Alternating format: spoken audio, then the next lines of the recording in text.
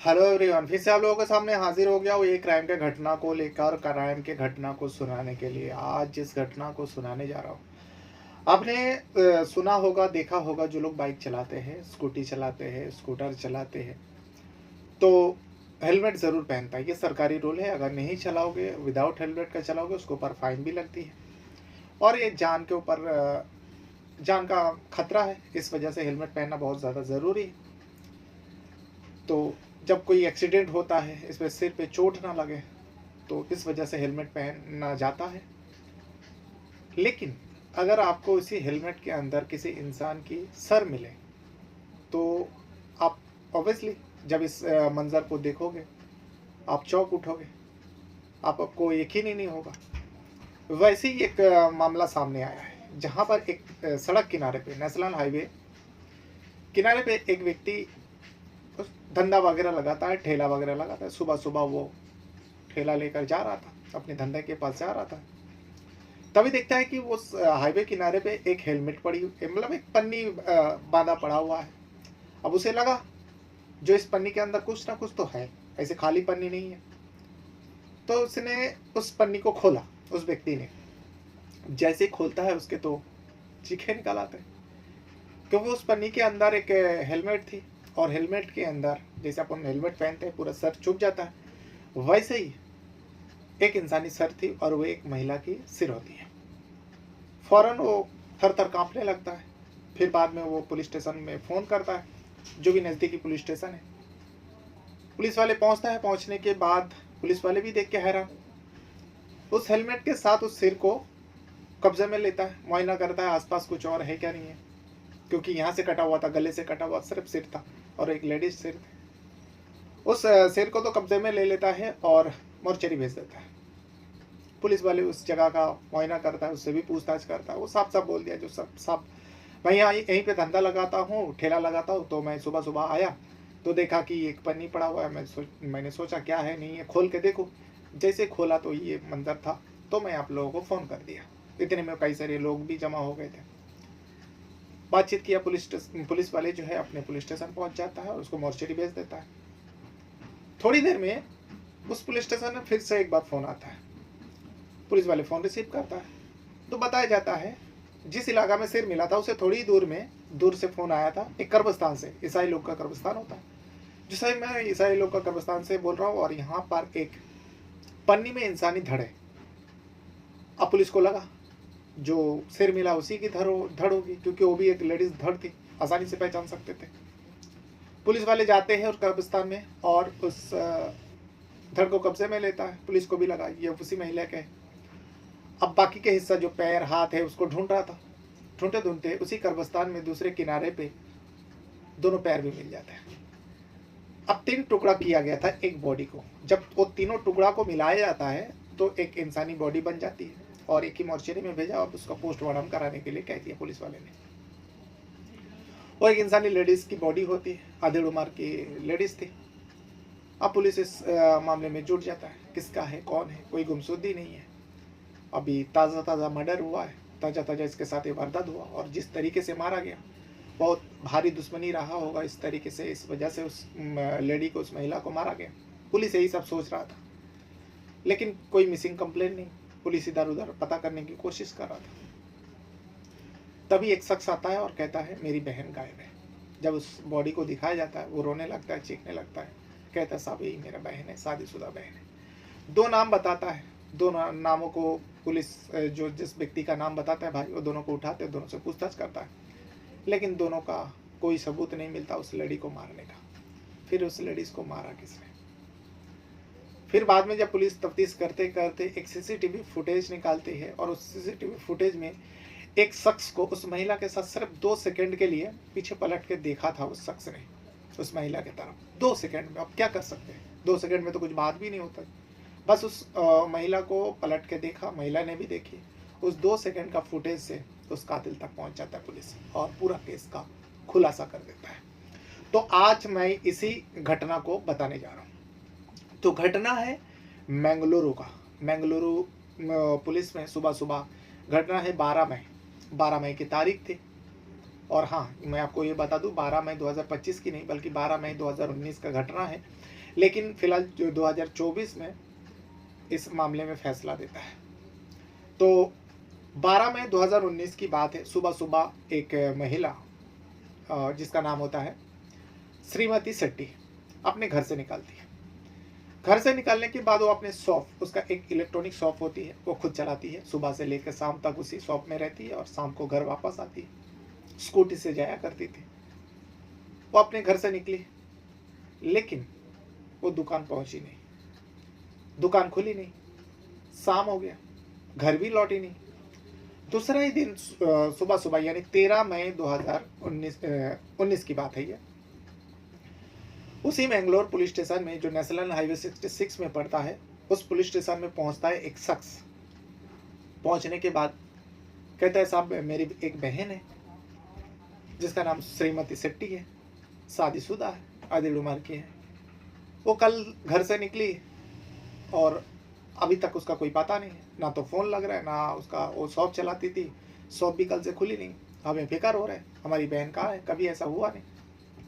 उससे पहले जो है 12 नवंबर को ये सारी घटना हो गई जो मैं आपको शुरुआत में सुनाया, जिस हिसाब से बॉडी मिला था पुलिस स्टेशन में। उस मॉर्चरी में पुलिस वाले जो है उस मॉर्चरी में उस शख्स को लेके जाता है, श्रीमती शेट्टी के भाई को ले जाकर श्रीमती शेट्टी का बॉडी को दिखाता है। दिखाने के बाद ही भाई चीख पड़ते हैं, रोने लगता है और कहता है साहब यही मेरी बहन है, मेरी बहन के साथ कौन ऐसा किया।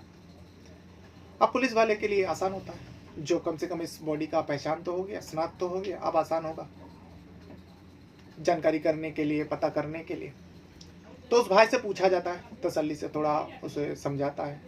जब वो थोड़ा शांत होता है तब उसे पूछा जाता है श्रीमती शेट्टी कौन से घर में रहती है, क्या करती है, साथ में कौन कौन रहते हैं। तो भाई ने पूरी बात बताया। श्रीमती शेट्टी जो है शादीशुदा महिला होती है, लेकिन अपने पति से अलग रहती है। अपने पति से उसका डिवोर्स हो चुका है और वो अलग रहती है, बाकी परिवार से वो अलग रहती है, क्योंकि भाई अलग जगह में रहते हैं अपने परिवार के साथ। और ये श्रीमती शेट्टी वो अकेले घर में रहा करती, और मार्केट में उसकी एक दुकान है, इलेक्ट्रॉनिक शॉप है। वो दुकान खुद चलाती है, खुद बैठती है शॉप में, सुबह से लेकर शाम तक वो शॉप में ही रहती है, शाम को घर वापस आती है, फिर दूसरा दिन वही उसका रूटीन था। अब पुलिस को लगा शायद उसका पति नहीं किस वजह से अलग हुआ, तो कहता है कि पति पत्नी में जमता नहीं था, अनबन होते थे और इस वजह से दोनों अलग हो गए। उसका भाई ने बताया, श्रीमती शेट्टी के भाई ने बताया, और भाई ने एक व्यक्ति का और नाम बताया। पुलिस ने जब पूछा भाई क्या वो उसका पति उसको मार सकता है, तो भाई ने कहा मैं यकीन के साथ तो नहीं कह सकता जो मार सकता है या मार नहीं सकता है, लेकिन दोनों के बीच में अनुमान होता था। डिवोर्स हो गया तो दोनों अलग रहते हैं, फिर बीच में क्या होता है नहीं होता हमें नहीं पता। लेकिन हाँ, मेरी बहन का एक दोस्त भी है जिसका नाम है सुदीप, अच्छा दोस्त है, वो उससे अच्छा जमते थे और वो कभी कभार उसके घर में भी आता है। एक तरह से कह लिया जाए तो उस श्रीमती शेट्टी का बॉयफ्रेंड है। शादी के बाद नौजवान अट्टा कट्टा लड़का था सुदीप। अब पुलिस को 2 क्लू मिल गए थे, एक तो पति, दूसरा उसका बॉयफ्रेंड सुदीप। पुलिस दोनों को उठाते हैं, सुदीप को भी उठाते हैं और श्रीमती शेट्टी का पति को भी उठाते हैं। दोनों से पूछताछ करता है, दोनों इनकार कर रहे थे, लेकिन मर्डर हुआ है, 3 टुकड़ों में मिला था उस महिला की बॉडी। बड़ी बात है, शहर में न्यूज़पेपर में छापी, हंगामा मच गया, बस उसी का किरकिरी हो रहा था, चारों तरफ चर्चाएं हो रहे थे। बड़ा आला अधिकारी भी पुलिस स्टेशन में दबाव बना रहे थे, जो इस केस का खुलासा करो, लोगों के अंदर डर है। तो पुलिस वाले जो है इन दोनों से कड़ाई से पूछताछ किया, दोनों ने इनकार किया। फिर दोनों के बारे में और जानने की कोशिश किया, खबरी को लगाया, दोनों का बैकग्राउंड खंगाला, और जिस दिन ये घटना हुआ था 12 मई के, उन दोनों का रूटीन चेक किया, सुदीप और श्रीमती शेट्टी का पति का। दोनों ने जो कुछ भी कहा, जिस जगह के बारे में बताया, जो मैं इस वक्त इस जगह पे था, क्योंकि उस महिला को 11 बजे तक महिला का बॉडी मिल चुकी थी और ऐसा लग रहा था कुछ ही घंटा पहले, 1-2 घंटा पहले उसका मर्डर हुआ है। और इन दोनों ने जो तहरीर पुलिस को दिया, पुलिस ने जब मिलाप कराया, वो सच निकलता है, जो ये दोनों सही बोल रहे हैं, कोई क्लू तो था नहीं। दोनों का कॉल डिटेल खंगाला और दोनों का कॉल डिटेल से भी ऐसा कोई सामने नहीं आया। तभी जो है अब पुलिस सोचता है जो फिर श्रीमती शेट्टी को इस तरीके से कौन मारा है, मारने का पीछे का वजह क्या होगा। इतनी दर्दनाक मौत क्यों देगा? तो श्रीमती शेट्टी के बारे में और चीज़ जानने की कोशिश किया, लेकिन ज़्यादा लोगों ने कुछ बता नहीं पाया। तो पुलिस ने सोचा क्यों ना उसका दुकान से कुछ पता चले, शायद दुकान को ताला तोड़ दिया जाता है, क्योंकि श्रीमती शेट्टी के पास ही चाबी थी, वो चाबी का कुछ पता नहीं। ताला तोड़ दिया जाता है, दुकान खोलता है, दुकान से एक डायरी मिलती है। उस डायरी में बहुत सारे लोगों का नाम था और आसपास लोगों से भी पूछताछ किया। लोगों ने बताया हाँ, श्रीमती शेट्टी जो है लोगों को पैसा ब्याज पर दिया करती थी। अब श्रीमती शेट्टी अकेली रहती थी, दुकान से भी उसका मुनाफा अच्छा खासा होता था, उसका उतना खर्चा तो था ही नहीं कि एक अकेली महिला कितना खर्चा कर सकती है। तो उसके पास पैसा था, लोगों को पैसा जो है ब्याज पर दिया करती, और ये सारे उन्हीं लोगों का नाम है और बाकायदा नाम लिस्ट में लिखा भी था, किसको कितना पैसा दिया, किस डेट पे दिया और उसने कितना लौटाया, किस्तों में लौटाते थे लोग। बहुत सारे लोगों का नाम आया, बहुत सारे लोगों से पूछताछ भी किया, आसपास वाले ही सब होता है। ये भी पुलिस को लगा नहीं, ये लोग तो कुछ कर नहीं सकता, सबसे अच्छा व्यवहार था। अब पुलिस हाथ धरे बैठ तो नहीं सकता है, यहाँ ऊपर से प्रेशर आ रहा है। पुलिस सोचा अब इसका 11 बजे तक हमारे पास खबर आया, जो नेशनल हाईवे पे 66 में एक सिर पड़ी मिली थी, फिर उसके बाद ईसाई कब्रिस्तान में उसका धड़ मिला, पैर मिला, ये सारे पता चला। उसके बाद पुलिस सोचता क्यों ना श्रीमती शेट्टी के रूटीन के बारे में पता किया जाए।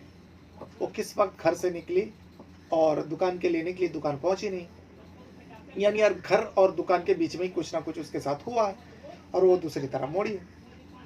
तो श्रीमती शेट्टी घर से निकालती है। अच्छा, इस बीच 1000 के करीब सीसीटीवी भी खंगाला पुलिस वाले ने। तो ऐसे सीटी जहाँ पर उसका बॉडी मिली थी, यानी कब्रिस्तान में, ऐसे कब्रिस्तान में तो कोई सीसीटीवी लगवाते नहीं, ऐसे ही सुनसान इलाका होता है, वहाँ पे लोगों का आवाजाही भी बहुत कम होता है। और नेशनल हाईवे पे वो सिर मिला था, वहाँ पे भी कोई सीसीटीवी था नहीं, तो इसीलिए वहाँ पे तो सीसीटीवी ऐसा कुछ मिला नहीं। और भी शहर के अलग अलग जगहों में सीसीटीवी खंगाला, श्रीमती शेट्टी कहीं नहीं दिखाई दिया। अब पुलिस वाले सोचा श्रीमती शेट्टी जब घर से निकाल रहे थे उस टाइम का सीसीटीवी था, वो स्कूटी निकालती है और उस स्कूटी से वो दुकान की तरफ भी जा रही होती है। अब थोड़ा टाइम जाने के बाद ही श्रीमती शेट्टी एक जगह पे रुकती है, सामने से एक बाइक आती है। अब वो श्रीमती शेट्टी भी रुकती है और वो बाइक वाले भी रुकते हैं। बस सिर्फ 2 सेकंड की बात थी। उसके बाद श्रीमती शेट्टी आगे चली जाती है और वो बाइक वाला भी इस तरफ चले जाते हैं। लेकिन 2 सेकंड में ऐसा क्या बात हुई, दोनों क्यों रुका? पुलिस को डाउट हुआ, जो बात तो कुछ हुई नहीं, लेकिन पूरा रोड खाली थी, दोनों जा भी सकते थे, ये भी आ सकते थे, वो भी जा सकती थी, लेकिन फिर रुका क्यों? यानी ये दोनों एक दूसरे को जानते थे, जो भी वो बाइक चालक है उससे जानते थे, श्रीमती शेट्टी जानती थी, इस वजह से रुकी। तो अब ऐसे कैसे पता करें वो शख्स कौन है? लेकिन वो शख्स जो है बाइक चला रहा था और वो भी हेलमेट पहना हुआ था। तो सीसीटीवी फुटेज से उस बाइक वाले का बाइक का नंबर निकालते हैं। उस बाइक का नंबर से अब उस ऑनर तक पहुंचता है। ऑनर का नाम होता है जोसन सैमसन। जोसन सैमसन का बाइक होता है। अब उसका रजिस्टर नंबर से उसका एड्रेस निकालते हैं और उसका घर तक पहुंचता है पुलिस वाले पहुंचता है, पुलिस का टीम पहुंचता है। बल्कि जैसे ही पुलिस का टीम पहुंचता है वो घंटी बजाता है, बेल बजाता है, अंदर से दरवाजा खोलता है। दरवाजा खुद जोसन सैमसन ही खोलते हैं। जैसे ही पुलिस वाले को सामने देखता है उल्टा पैर भागता है और दरवाजा अंदर से फौरन बंद कर देता है, यानी पुलिस वाले के मुंह पे ऊपर दरवाजा बंद कर देता है, अंदर से कड़ी लगा देता है और अंदर की तरफ भागता है। जैसे एक चोर पुलिस को देख के भागते हैं, पुलिस भी फौरन एक्टिव होता है। पुलिस तो बस सिर्फ महज पूछताछ के लिए गया था, लेकिन पुलिस को देख के जोसन सैमसन का ऐसा रिएक्शन, पुलिस वाले भी समझ जाता है यही वो शख्स है जिसने उस महिला को मारा है। पुलिस वाले भी अब जोश में आता है, दरवाजा पे धक्का लगाते हैं, दरवाजा खुल जाता है। जैसे दरवाजा खुल जाता है तो जोसन सैमसन घर भी था, घर के अंदर ही वो भागे थे। तो घर के अंदर जाकर वो खुदकुशी करने जा रहा था, फांसी लगवाने जा रहा था। पुलिस वाले उसे पकड़ लेते, मौका ही वारदात पे सब कुछ हो रहा था ना, तो पकड़ लेते। पकड़ने के बाद अब उसे पहले तो शांत कराता है, वो डरे से में पसीना छोड़ रहा था पुलिस को देख के। पुलिस भी समझ जाता है जो बहुत घबराए हुए है, उसको पहले शांत कराता है और उसे फिर तसल्ली से पुलिस स्टेशन ले जाता है और उसे पूछताछ किया जाता है। जोसन सैमसन बताता है, जब पुलिस वाले पूछता है भाई ऐसे भी क्या है, तुम खुद मरने जा रहे हो, किसी का जान लेते हो और फिर खुदकुशी करने जा रहे हो, वजह क्या है? आखिर तुमने ऐसा क्यों किया और तुमने श्रीमती शेट्टी को क्यों मारा? तो जो जोसेफ सैमसन है वो एक कहानी सुनाता है। जोसेफ सैमसन बताता है, सब मैं उसी जगह पे, समंदर किनारे पे मैं ठेला लगाता हूँ और मेरा धंधा है। मेरा धंधा उतना चलता नहीं है, तो मुझे पैसे की ज़रूरत है। तो पैसे की ज़रूरत है, फिर श्रीमती शेट्टी के बारे में मुझे पता ही था। उसी इलाका में उसकी दुकान थी, इलेक्ट्रॉनिक शॉप। वो लोगों को पैसा ब्याज पर देती थी, मैं भी कुछ पैसा लिया उससे ब्याज पर। बाकायदा उस डायरी में सैमसन का भी नाम था, जोसेफ सैमसन नहीं था लेकिन सैमसन नाम था, शॉर्टकट उसका सिर्फ नाम था सैमसन, और उसका पूरा नाम जोसेफ सैमसन होता है। तो मैंने भी कुछ पैसा लिया ब्याज पर, लेने के बाद उसको टाइम टाइम पे लौटा भी रहा था, ब्याज भी चुका रहा था। लेकिन वो पैसा देने के बाद वो सबसे ऐसे पेश आती है, पैसा तो दे देती लेकिन पैसा देकर वो पैसा मांगती है, लोगों के सामने वो बेइज्जत करती है। मुझे भी कई मर्तबा किया, हालांकि मुझे पैसा देने में थोड़ा लेट होता है, लेकिन मैं देता हूँ, थोड़ा थोड़ा करके ब्याज भी चुका रहा था और जो मेन पैसा वो भी मैं उसमें से थोड़ा थोड़ा कम करा रहा था। लेकिन श्रीमती शेट्टी जब भी आती है, जब भी बुलाती है, फिर मैं दुकान खुद जाता हूँ, लोगों के सामने मुझे उल्टा सीधा कहती है, मेरा अपमान करती है, और मेरा ही नहीं बल्कि बहुत सारे लोगों को करती है जिन लोगों को पैसा ब्याज पर दिया है। तो मैं परेशान था, तंग आ चुका था, कभी कभार गुस्सा आता था उसके ऊपर, जो मैंने उसे पैसा लिया ही क्यों, ना लेता तो ही अच्छा था, लेकिन मैं पैसा तो खर्च कर डाला, अब चुकाने के लिए टाइम तो लगेगा, इसीलिए वो जो कुछ भी कहती थी मैं सुन लेता था। अब 12 मई की बात है, 2019 की बात, जिस दिन श्रीमती शेट्टी का मर्डर हुआ था, उस जोसेफ सैमसन ने किया था। 12 मई को जोसेफ सैमसन जो है वो घर से निकला बाइक से, और श्रीमती शेट्टी भी जो है जोसेफ सैमसन के घर पे ही जा रही थी। सुबह सुबह दुकान के लिए निकली, वो सोची कि रास्ते में उसका घर है, क्यों ना पैसा का तगाजा करके फिर जाऊं दुकान में। श्रीमती शेट्टी भी उसी के घर पे जा रही थी, दोनों का रास्ते में मुलाकात होती है, दोनों एक दूसरे को देख लेते हैं। श्रीमती शेट्टी कहती है, जो मैं तुम्हारे ही वहाँ जा रही थी घर पे। जो जोसेफ सैमसन जो है कहता है, अच्छा ठीक है चलिए मैं भी आता हूँ। बस इसी वजह से 2 सेकेंड का सिर्फ दोनों एक दूसरे की तरफ देखा, रुका। उसके बाद जोसेफ सैमसन आगे से यू टर्न लेके वो आता है और श्रीमती शेट्टी जो है आगे निकल जाती जोसेफ सैमसन के घर पे जाते हैं। जोसेफ सैमसन का पत्नी विक्टोरिया भी थी। अब विक्टोरिया को भी पता थी जो कुछ पैसा कर्जे में लिया है और उसका ब्याज भी चुका रहा है, जिसे लिया है वो थोड़ा खड़ी खोटी सुनाता है, उल्टा सीधा सुनाता मान करते हैं। ये विक्टोरिया को भी पता थी, जोसेफ सैमसन की वाइफ को। अब जब जाते हैं श्रीमती शेट्टी घर पर जाते हैं, घर पर जाते ही जो है पीछे से जोसेफ सैमसन भी आ जाता है और श्रीमती शेट्टी चिल्ला के उसके पत्नी के सामने उसको अपमान करने लगता है, उसको बेइज्जत करने लगता है। इससे पहले भी कई मर्तबा किया। जोसेफ सैमसन को आ जाते हैं गुस्सा, जो एक तो बाहर वो करती है उसकी दुकान पे, लेकिन मेरे घर पे आके मेरी पत्नी के सामने भी ये बेइज्जत कर रही है, मेरा पैसा दे दो, ये कर दो, वो कर दो, सारी चीज चिल्ला के कह रहे थे। जोसेफ सैमसन को आते हैं गुस्सा, एक भारी चीज उठाते और श्रीमती शेट्टी के सिर पर दे मारते हैं। जैसे दे मारते हैं, श्रीमती शेट्टी जो है अचानक इस हमले से अपने आप को संभाल नहीं पाया, सिर पर चोट आई, जमीन पर गिरा, उसके बाद खून बहने लगा। संजय जो जोसेफ सैमसन है उसके ऊपर और बार करने लगे। पत्नी वहीं पे खड़ी थी विक्टोरिया। थोड़ी देर में श्रीमती शेट्टी का मौत हो जाती है, यानी मौत के घाट उतार देते उसको। अब मौत हो जाता है तो उसे कहता है जोसेफ सैमसन, इसका बॉडी को खींच के दोनों मिलकर, पति पत्नी मिलकर बाथरूम में ले जाता है, फिर उसका 3 टुकड़ा करता है। 3 टुकड़ा करने के बाद पॉलीथीन में पैक करता है। ऑलरेडी उसका सिर जो है, श्रीमती शेट्टी का सिर हेलमेट में ही था, हेलमेट पहनी हुई थी वो। उसी अवस्था में पन्नी में अलग अलग पन्नी में पैक करते हैं और जोसेफ सैमसन 3 टुकड़ा को अलग अलग जगह में, एक तो नेशनल हाईवे 66 के पास सिर फेंकता है और 2 हिस्से को ईसाई कब्रिस्तान में जाकर फेंक देते हैं, क्योंकि कब्रिस्तान में तो लोग कम ही जाते हैं और ईसाई लोग का कब्रिस्तान में ऐसे ही कम मांगियत जाती है, ईसाई लोग ऐसे ही कम है हमारे देश में। तो उसे लगा ये सेफ्टी है, इस जगह पे फेंक दूँ। फिर पत्नी को कहा पूरे साफ करो घर को, साफ वाफ कराया, विक्टोरिया साफ किया। उसके बाद विक्टोरिया डरी हुई थी, उस घर में मर्डर हुआ, तो विक्टोरिया को अपने मायके भेज देते हैं जोसेफ सैमसन, तो तुम अपने मायके चले जाओ और जोसेफ सैमसन जो है अपने धंधे पे चले जाते, जैसा कुछ हुआ ही ना। ये 12 नवंबर का जोसेफ सैमसन का रूटीन था, दोनों पति पत्नी का। पूरी बात बताया। बताने के बाद पुलिस विक्टोरिया के घर पहुंचता है, उसके मायके पहुंचता, विक्टोरिया को भी हिरासत में लेता है। दोनों पति पत्नी को हिरासत में लेता है और इस मर्डर केस का खुलासा कर देता है। खुलासा तो कर देता है, लेकिन फिर कोरोना काल आ जाता है, क्योंकि 2019 की ये घटना है। ये सब ट्रायल चलते चलते, चार्जशीट दाखिल करते करते कोरोना काल आ जाता है, सारे कुछ बंद हो गया था, डिले हो जाता है। वो दोनों जेल में ही था, पति पत्नी। फिर 2024 में इन दोनों पति पत्नी के ऊपर कोर्ट का फैसला आता है। उन दोनों को विक्टोरिया, जो श्रीमती विक्टोरिया का कत्ल के इल्ज़ाम में दोनों पति पत्नी जोसेफ सैमसन और विक्टोरिया को उम्र कैद की सज़ा सुनाता है, आजीवन कारावास। तो ये वो पूरा घटना है जो मैंगलुरु पुलिस ने उस नेशनल हाईवे 66 पुलिस थाने में एक केस आया था। 3 टुकड़ों के बॉडी मिली थी, उस 3 टुकड़ों का बॉडी को मिलाप कराया, पहचान कराया और उसके बाद इस केस का खुलासा किया। बहरहाल अपने साथ साथ अपना परिवार का भी बहुत ज़्यादा ख्याल रखिएगा। इस वीडियो के बारे में अगर आपको कुछ कहना है, कुछ बताना है, तो वीडियो के कमेंट बॉक्स में आप अपना राय ज़रूर दीजिएगा।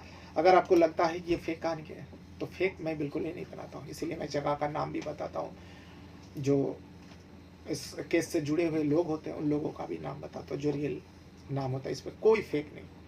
तो आप लोगों से रिक्वेस्ट रहेगा, अगर आप जानना चाहोगे तो गूगल में सर्च कर सकते हो। इस नाम से ही आप सर्च करोगे तो आपको आसानी से मिल जाएगा। मैं तो आपको आप लोगों को डेट भी बताता हूँ किस डेट पे घटना हुई थी। बहरहाल थैंक यू वेरी